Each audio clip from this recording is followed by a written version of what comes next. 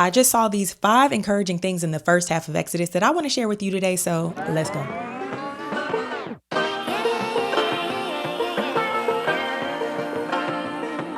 What's up, y'all? Welcome back to the channel. My name is Tiffany, aka theTILAGO. If you're new around here, I talk about all things the faith journey and living in it on purpose. And today is part 2 of a series here on the channel called Read Your Bible, or in the way that I actually like to say it, read your Bible. And here in this series, I am sharing with you week after week my insights that I'm getting as I am attempting to read the Bible from cover to cover in 6 months. It's been a beautiful journey so far, and I'm excited to dig into it today. In part 2 today, we're going to be kind of digging into Exodus 1 through 17, 18, something like that. I've already read through chapter 28, but I feel like it's just such a long book and there's so much in it that I pretty much just want to break it down and split it in half. And I also am just trying to stay consistent, to be honest with y'all, because I don't really think I'm exactly where I want to be in my reading plan, but I'm going to come over here and make this video. So let's get it. So if you didn't watch part 1, no biggie, you should after this video. But I pretty much talked about how every single one of these videos in this series is probably going to look a little different because I just don't really know what structure I'm going to land on. And so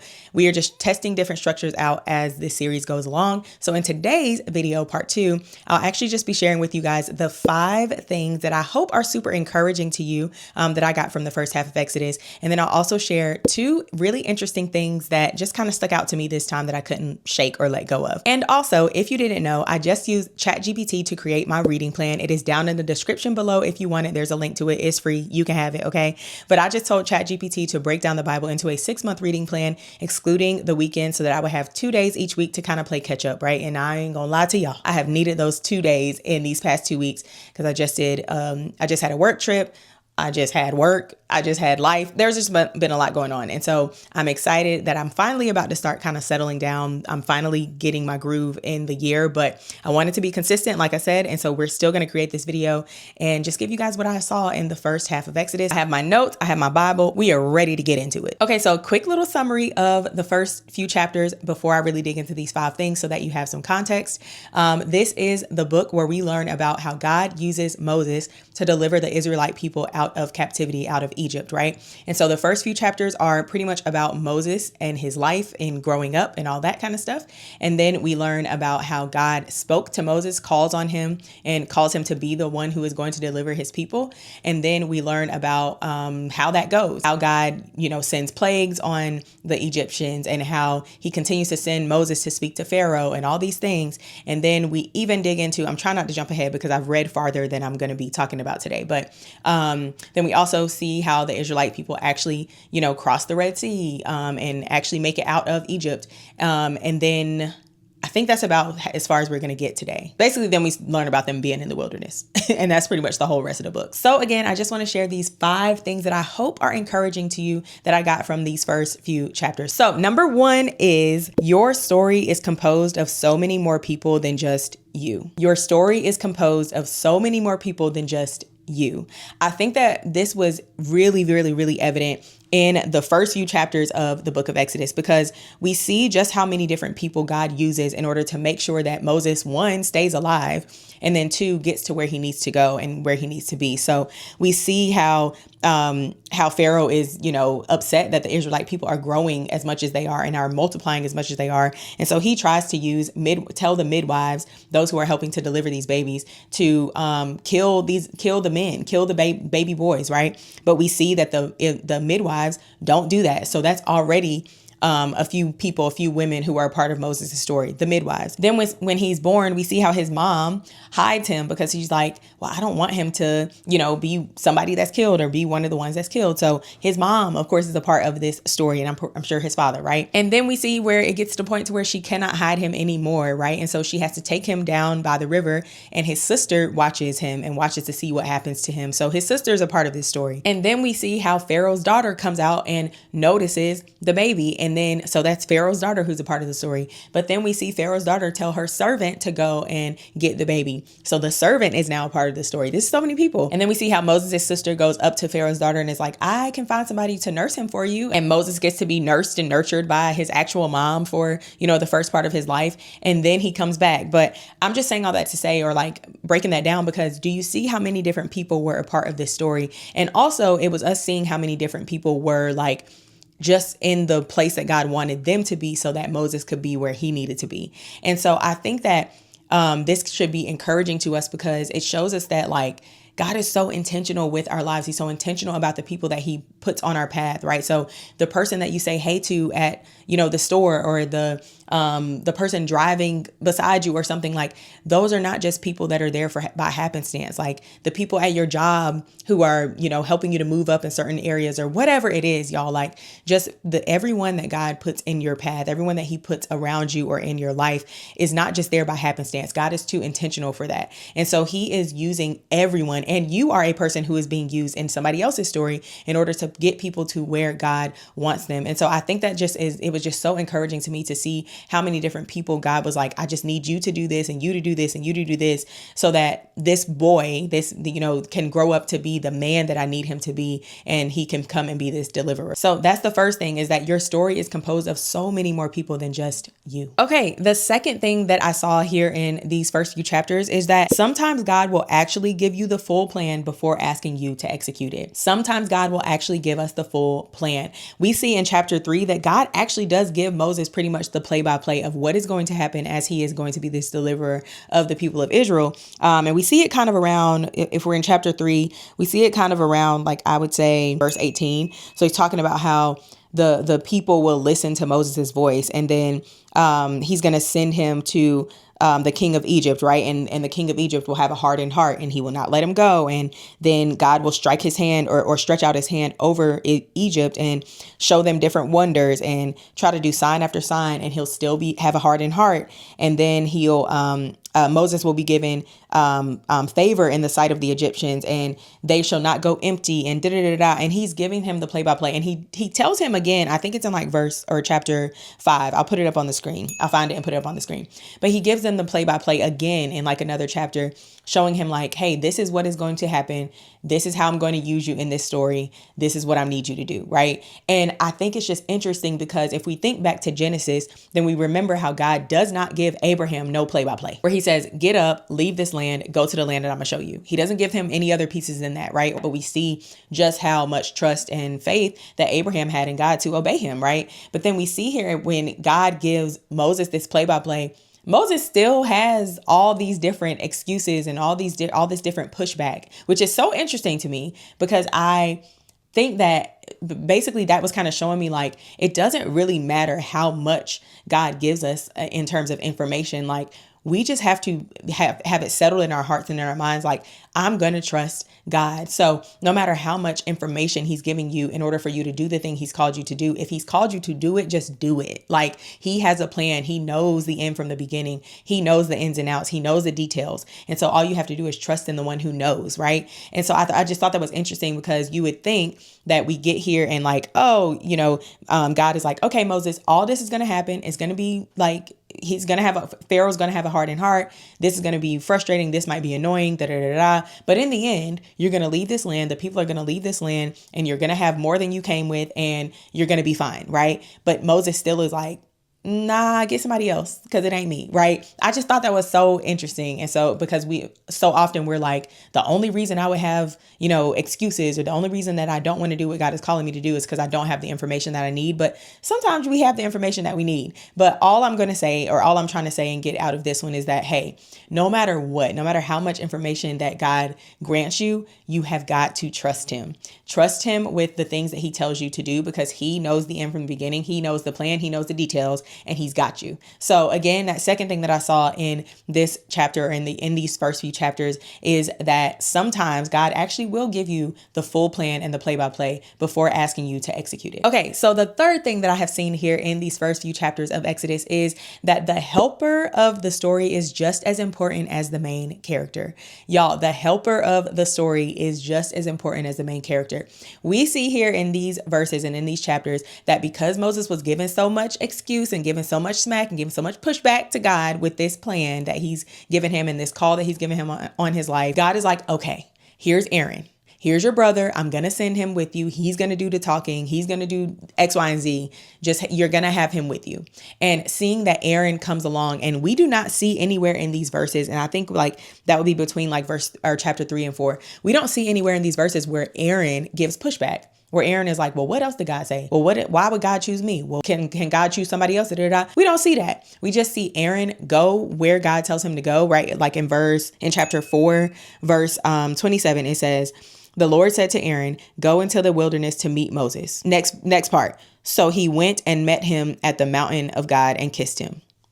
Bada bing. And then Moses tells Aaron everything that's about to happen and why he needs him, But it's like, we don't see Aaron complain. And then, y'all, as we move into the parts where we're actually seeing God perform these plagues and put these plagues out on the Egyptians, it was so interesting to me that this is the first time I've read Exodus, I don't even know how many times, but this was the first time that I saw where Aaron was actually the one who was like stretching his hand out also. I thought Aaron was just going and being the one to speak and say the things that God was telling him to say. No, Aaron was also the one whenever God was like, stretch your hand out, stretch the staff out, that kind of stuff. Aaron was doing that the first few times. There are sometimes some plagues at the end where Moses actually does it or just God does it himself. But to see that Aaron was also used in that way, like just took me out, because it's like, we read this story so much and we focus so much on Moses, which is good, which is what we need to do because he is, again, a pioneer of our faith and all the things.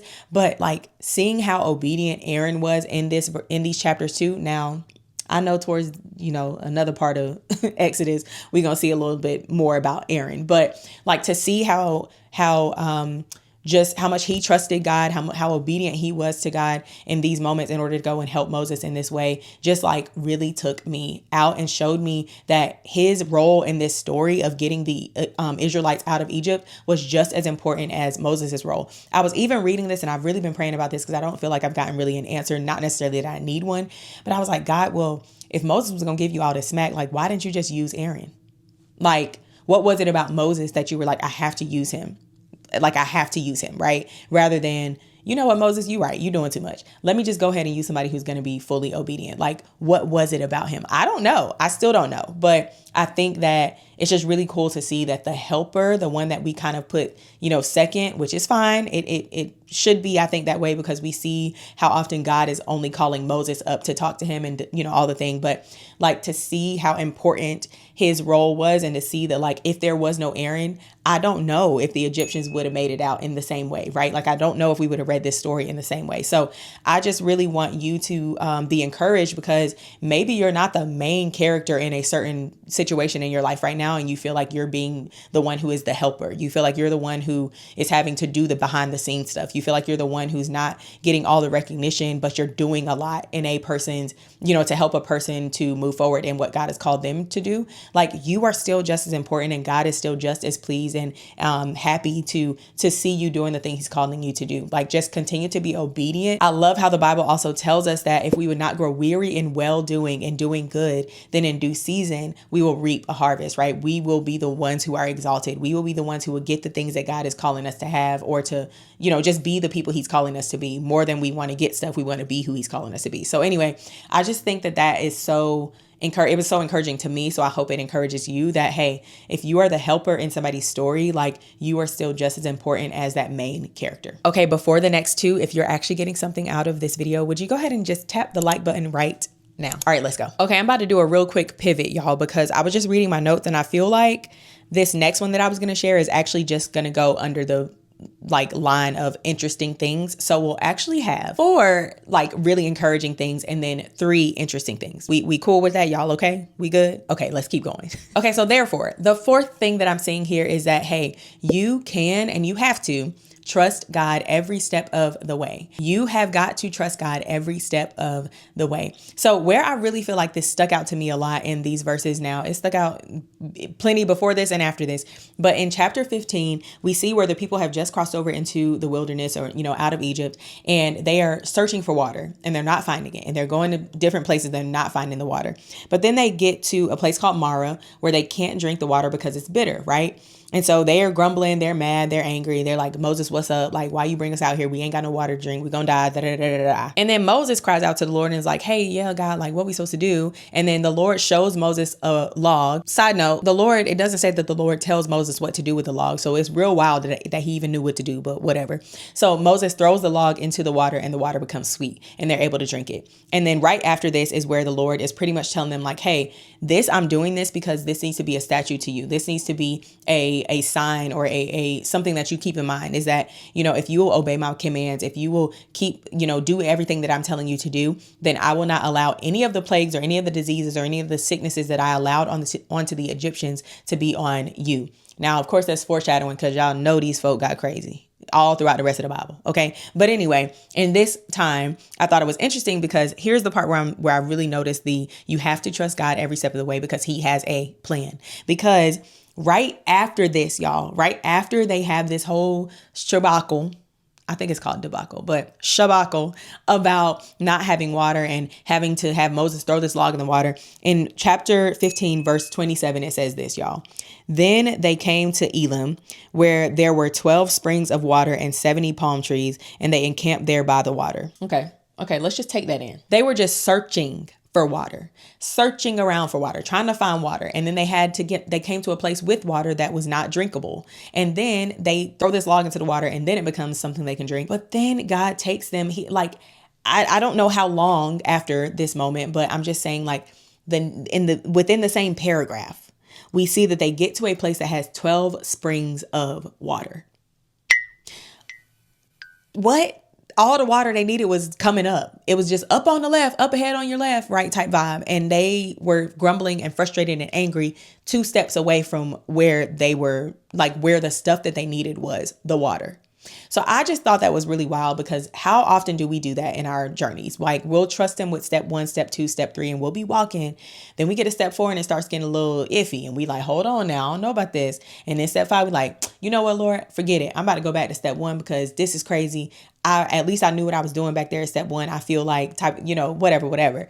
And then you don't realize just if you would have taken one more step, if you would have continued to trust him and taken one more step, then you would have been at the place where he actually had the things that you were asking him for. Right. So I really want to encourage us and want to remind us to make sure that you are continuing to trust God every step of the way because he has a plan. Okay, I'm just having so much fun talking about this with y'all because y'all, there's so much to get out of reading the Bible. This is only in 20 chapters or 15 or something chapters. I don't know. But anyway, now it's time for me to share with you guys the 3 interesting things that I saw. There were so many, but these are the 3 that are sticking out today. And so, of course, if you have read Exodus and there are interesting things that stick out to you, at least from these first few chapters, then definitely drop them down in the comments below. Y'all know I always like to chit chat especially about the Bible. Okay. So the 3 things that I saw, the first one that I saw was that God is serious about making distinctions. He is very serious about making distinctions, especially between his people and those who are not his people. And so I saw that specifically in, I said chapter 9 and chapter 11, because hold on, let me turn there so I can be accurate, because God is about to, put out another plague, the 5th plague. And so this one is about to be onto the livestock of the Egyptian people. But in verse 4, he says, but the Lord will make a distinction between the livestock of Israel and the livestock of Egypt, so that nothing of all that belongs to the people of Israel shall die. And then he says it again in chapter 11. And I believe this is the one. And I was right. This is the plague where God is going to come through and kill the firstborn. Right. So this is the Passover. So he says again in verse 7 of chapter 11, he says, but not a dog shall growl against any of the people of Israel, either man or beast, that you may know that the Lord makes a distinction between Egypt and Israel. Now, this is also something I really wish I would have remembered to say because it was heavy on me in the very first book of the Bible, in Genesis, in the very first chapter, where God is making distinctions between, day and night, and these waters and those waters. He's separating, he's making distinctions, man and female, male and female. He's very serious and intentional about his distinctions and about his separations. And I just thought it was interesting to see it again here because, like I said, it had already stuck out to me in the book of Genesis. But I just think you have to just take that in. When you have said yes to Jesus and we're all created by him, but when you have said yes to him and allowed him to actually be your savior and your Lord, and you really become his child, he makes a distinction. You are now set apart. You are now holy. Right. And so there's just something about we shouldn't get to have that luxury of being set apart, of being called, separate from others with God. Right. But we do. We get to like step into that. We get to experience him in a new way. We get to see that, like, and this is New Testament talk, but like we get to see that he wanted relationship with us so bad that he sent his son to tear the veil, to remove the veil, to remove the thing that was hindering us from being close to him. And so I just really feel like that is like, I don't know, it just sticks out to me because he's so serious and intentional about making those distinctions, about making those separations, about showing like, no, these are my people, these are not my people. And he's very black and white. God is not a gray area type of God. He's a very like, yes, no type of God, which I love about him and I love about who he is, because it helps us to live our lives as pleasing unto him. I didn't say it was easy. I didn't say it makes sense, but it makes it like we can understand a little bit better. Like, okay, if he said this, then that's what goes. No matter what, like this is what he meant. He meant what he said. He said what he said. Okay. And so anyway, that was the first thing that really stuck out to me, is like these distinctions that he made between the Egyptian people's stuff and the Israelite people's stuff. And yeah. Okay. The second interesting thing that I saw here was in chapter 12, right at the beginning. So this is again where we're still talking about the Passover. And he says this in verse 1. The Lord said to Moses and Aaron in the land of Egypt, "This month shall be for you the beginning of months. It shall be the first month of the year for you."